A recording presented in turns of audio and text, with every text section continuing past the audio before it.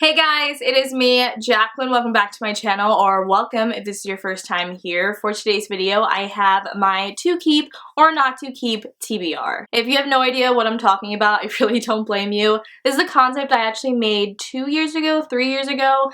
I don't really know if there's anything specifically like it out there. I think I even referred to that in that video, but this is something I kind of decided to make up on the spot because I went through my book collection like I recently did, and while I didn't really reorganize it, I did do a book unhaul. So then from that, I had a whole maybe pile of books I wanted to read and see if I wanted to keep or get rid of. So I called it the to keep or not to keep. Once I start kind of getting this set into it, I really do want to continue on doing this for other months, but for the month of April specifically, these are going to be the books that I will be reading. If you did watch my book unhaul, I did talk about the fact that I have a lot of double ups of books. I either have like a physical copy or ARC copy, or I have 2 physical copies and they're just different formats. I really do want to read these and I want to see what I think about them and decide if I want to keep the ARC copy, the physical copy, or honestly just get rid of both. So the first book I have on my TBR is a YA contemporary romance, and this is How to Make a Wish, and this is from Ashley Herring Blake. I believe this is yet again about a girl that goes to this summer camp. She's trying to get away from something that happened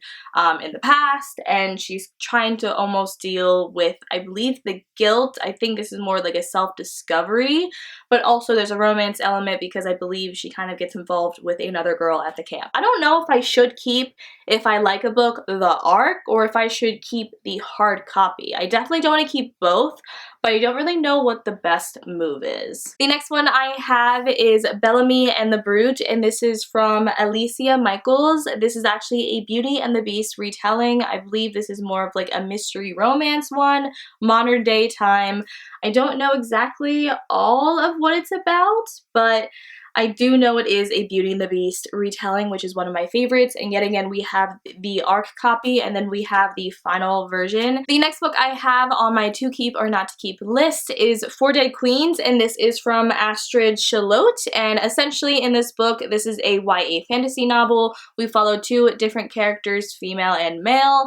I don't know if it's dual POV, but I do know we have one character, the female, who is a thief, and we have the other, the male, who is from a higher up family in society. Essentially, in this society, the 4 queens end up dead. Our 2 main characters end up coming together, and they're not only trying to figure out who killed the queens, and they have 3 days of doing so, but there is a little bit of a forbidden romance with them. I believe this is one of those like enemies to lovers romances in here, which you guys know I absolutely adore, so I am very excited to read this one as well. Now I have an Ember in the Ash sort of series by Sabah Tahir, and I also have the 3rd book, which is on my bookshelf. These are the ones that I definitely do want to get through this month, and I can always push this back for May to read this, but these are the 2 I definitely do want to read. So yet again, I have 2 copies of an Ember in the Ashes. I'm not gonna lie, I do love the original cover a little bit better. Very different. I feel like this is more generic when it comes to a lot of book covers out there. This was more eye-catching for me, and I especially loved the 2nd book, which I will show you right after this. This is a cover that looks good with the new editions, but I just feel like it kind of looks generic compared to a lot of other book covers. Regardless, I have both of these, and this one I am never getting rid of. Even if I don't love this book regardless, I will always forever have it because it is actually signed. Unfortunately, she did spell my name wrong, which is okay.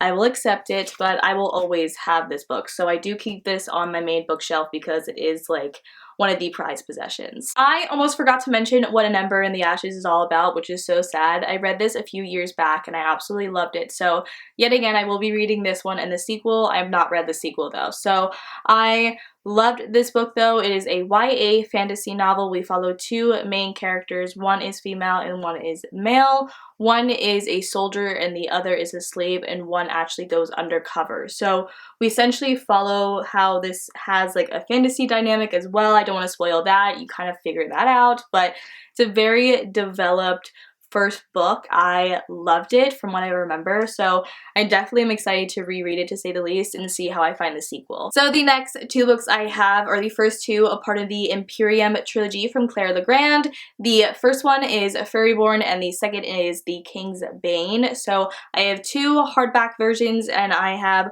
one paperback final copy and one ARC copy. So I definitely want to read these two. These are some big books. So they are YA fantasy novels. I know it does involve like two queens in some sorts and like the world ending. I don't know what else honestly entails. Besides that, I've heard really great things. I have met this author. She was super kind. And then the final book I will be reading is The Young Elite, and this is from Marie Lu. Now, I actually have the entire trilogy, so if I find I really do love this book, I can definitely picture myself reading these books. So this is essentially a werewolf trilogy, which is super exciting. I absolutely loved the Legend trilogy from Marie Lu. She has a very visual way of writing in which it almost is like watching a film, how she kind of describes it. I don't know what it is about it, but I can really visualize everything she writes. So this is my to keep or not to keep TBR pile for 2020. If you guys want to join in, definitely use the hashtag I have down below. I will be using it on Twitter, Goodreads, all over, but I am so excited to be starting this back up. I'm very much looking forward to kind of reading these books. So many of these I feel like sound absolutely amazing and up my alley, so I need to see if they truly are.